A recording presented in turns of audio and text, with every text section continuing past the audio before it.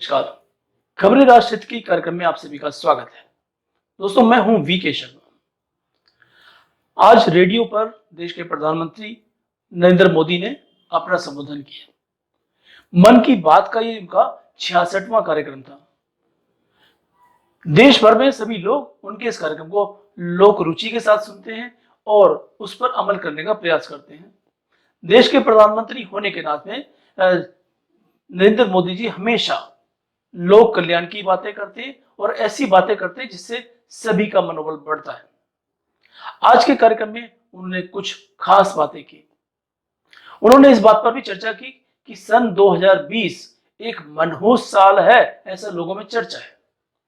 लोग इस बात का इंतजार कर रहे हैं कि कब ये 2020 खत्म होगा और कब उनकी मुसीबतें खत्म होंगी। उन्होंने अनेकों उदाहरण देते हुए इस पर चर्चा की। 2020 वर्ष जैसे बाकी वर्ष आते उसी तरह से हमारी जिंदगी में आया। हालांकि पूरी दुनिया में कोरोना नाम की महामारी को 2020 लेकर आया। भारत की अगर हम बात करें तो भारत में 2020 में न केवल कोरोना महामारी आई, उसके साथ साथ अनेकों और भी विपदाएं आई। आप सभी जानते हैं। बात करें प्राकृतिक आपदा की तो प्राकृतिक आपदा से ही हमेशा भारत दो चार होता रहता है। 2020 में भी प्राकृतिक आपदाएं आई, उसमें समुद्री तूफान की बात लो या बात लो भूकंप की, या बात करें और भी अन्य जैसे बॉर्डर पर सीमाओं पर अतिक्रमण की बात हो रही है। सीमाओं पर हमारे पड़ोसी देशों द्वारा जो हमले की स्थिति बनाई जा रही है उसको लेकर भी देश की जनता चिंतित है, सरकार भी चिंतित है। तो 2020 का जो साल है वो केवल कोरोना महामारी लेकर नहीं आया, और भी अन्य चीजें लेकर आया। प्रधानमंत्री जब भी बात करते हैं, मन की बात उनका कार्यक्रम आता है रेडियो पर, उसको लोग बहुत ध्यान से सुनते हैं और सरकार के जो मंत्री हैं वो भी उसको सुनते हैं और वो इस बात की ताकीद करना चाहते हैं कि जो प्रधानमंत्री देश की जनता के नाम संबोधन कर रहे हैं उन बातों से वो स्वयं भी लोगों के बीच में जाकर उनका मनोबल बढ़ाएं। आज के संबोधन में प्रधानमंत्री जी ने एक बात का जो जिक्र किया वो मैं आपसे शेयर करना चाहता हूं। नरेंद्र मोदी जी ने उदाहरण दिया कि कोरोना के इस महामारी के दौर में एक प्रदेश है अरुणाचल प्रदेश। वहां के लोगों ने संकल्प लिया और उन्होंने इस बात को ताकीद किया कि जो लोग बाहर से वापसी करके अपने अरुणाचल प्रदेश में आ रहे उनके लिए गांव की सीमा के बाहर ही उन्होंने एक क्वारंटाइन सेंटर बना दिया। दोस्तों, यह खास बात यह है कि उन लोगों ने सरकार के कदम का इंतजार नहीं किया। उन्होंने इस बात का इंतजार नहीं किया कि सरकार कुछ प्रयास करेगी तब जाके वो ऐसे काम करेंगे, बल्कि उन्होंने अपने बलबूते पर अपने ही लोगों की सुरक्षा के लिए क्वारंटाइन सेंटर बनाया और गांव की सीमा के बाहर लगभग 14 उन्होंने झोपड़ियां खड़ी कर दी, जिसमें कि अगर कोई बाहर से आता है तो वो उसमें अपना क्वारंटाइन का समय व्यतीत करेगा और जब वो समय पूरा हो जाएगा उसके बाद वो अपने घर में प्रवेश करेगा। तो ये है भारतीय मानसिकता, लोगों की मानसिकता, जो सरकार के कदमों का इंतजार किए बिना अपने बलबूते पर अपने तरीके से अपने ही लोगों को बचाने का प्रयास कर रहे हैं। प्रधानमंत्री नरेंद्र मोदी ने और भी अन्य बातों का जिक्र किया। उन्होंने आत्मनिर्भर बनाने की जो बात पिछले अपने संबोधन में कही थी, इस संबोधन में उन्होंने कही। दोस्तों, हम देख पा रहे हैं कि हमारे भारतीय सीमाओं पर जो हमारे जवान शहीद हो रहे हैं, हालांकि पड़ोसी देश अपनी हरकतों से बाज नहीं आ रहे, लेकिन हमारे जवान पूरी मुस्तैदी के साथ सीमा पर डटे हैं, इसी उम्मीद के लिए, इसी बात को पक्का करने के लिए कि हमारे देश के जो निवासी हैं वो सुरक्षित रह सके। उसी कड़ी में कुछ जवान शहीद भी होते हैं और जब वो शहीद होते हैं तो उनकी शहादत पर हमें गर्व होना चाहिए।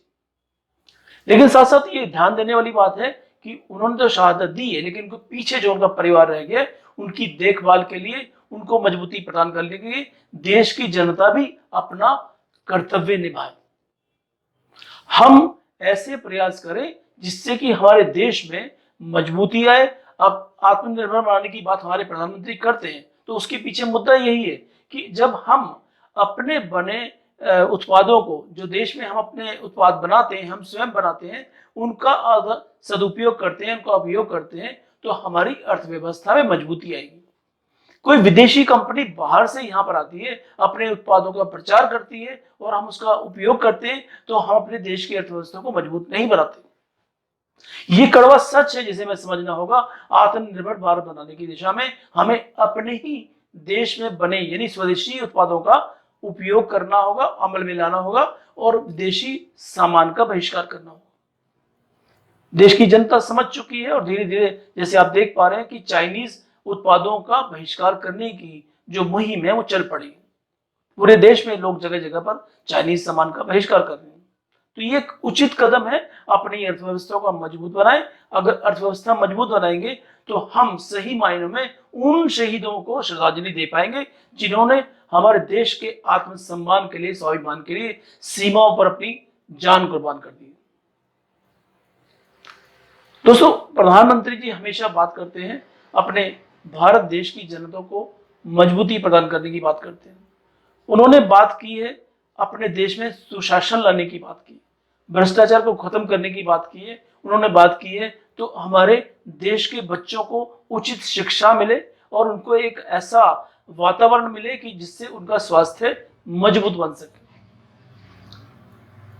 उन्होंने हर तरीके से अपने संबोधन में देश को एक आपसी भाईचारे की मिसाल देते हुए आगे बढ़ाने की बात की है।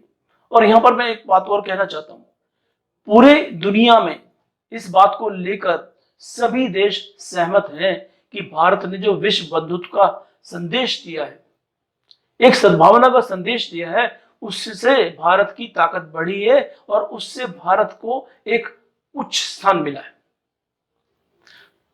उच्च स्थान दिलाने में अगर हम कहें तो भारत के जो नेता हैं, हमारे पुराने नेता भी काफी लोग ऐसे रहे हैं कि जिन्होंने भारत को ऊंचा स्थान दिलाने में मदद की है, लेकिन आज के जो हमारे नेता हैं जिन्हें हम आदरणीय प्रधानमंत्री नरेंद्र मोदी जी के नाम से जानते हैं, उन्होंने हर तरह से प्रयास करके भारत को एक सर्व सम्मानित देश बनाने में ऊंची पहल की है।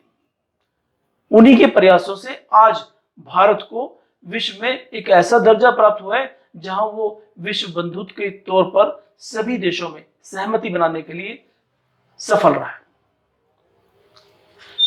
यही एक तमगा है जिसके बलबूते पर भारत विश्व में सिरमौर बनने जा रहा है। हमें गर्व होना चाहिए कि हमारे प्रधानमंत्री हमेशा राष्ट्रहित की बातें करते हैं और वही परिपाटी लेकर नेशनल समाचार आपके साथ में रहता है और वही परिपाटी लेकर हम अपनी समाचारों को आगे बढ़ाते हैं। हमारा उद्देश्य सिर्फ यही है कि हम आपस में एक दूसरे को एकजुट रखते हुए, भाईचारे को बनाते हुए, सद्भावना बनाते हुए और देश को ऊंचे स्थान पर ले जाने के लिए प्रयास करें ताकि भारत एक बार फिर से सोने की चिड़िया बन सके। विश्व बंधुत्व का ये नारा आज से नहीं, सैकड़ों सालों से हमारे बीच में है, लेकिन उसको अमल में लाने का जो प्रयास है आज की सरकार कर रही है और हमें गर्व होना चाहिए कि हम भारतवासी हैं। हमें गर्व होना चाहिए कि हमारे जवान हमारे देशवासियों के लिए, हमारी जनता के लिए हमेशा 24 घंटे मुस्तैद सीमा पर खड़े रहते।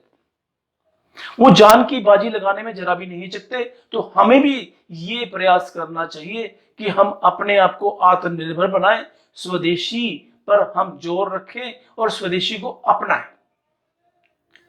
देश की आन बान शान के लिए हमें हमेशा आगे बढ़कर काम करना होगा और ये देश हमारा अपना है। आप सुन रहे हैं ना मेरी बात? ये देश हमारा अपना है, इसलिए हमें आपस में एक दूसरे का हाथ पकड़कर मजबूती से आगे बढ़ना है, देश को भी आगे बढ़ाना है, तभी हम एक अच्छे और सभ्य नागरिक का अपना कर्तव्य निभा पाएंगे। प्रधानमंत्री की अगली मन की बात क्या होगी, वो भी हमारी नजर उस पर रहेगी। आज के जो 66वें एपिसोड में उन्होंने जो बातें कही, सभी ने ध्यान से सुनी, हमने भी बातें ध्यान से सुनी। जो खास खास मुख्य बातें थी उस पर हम आपसे ये चर्चा कर रहे हैं और यही चाहते हैं कि आप अपने तरीके से अपने इस देश को संवारें, सजाएं, आगे बढ़ाएं। आज के लिए इतना ही। नमस्कार।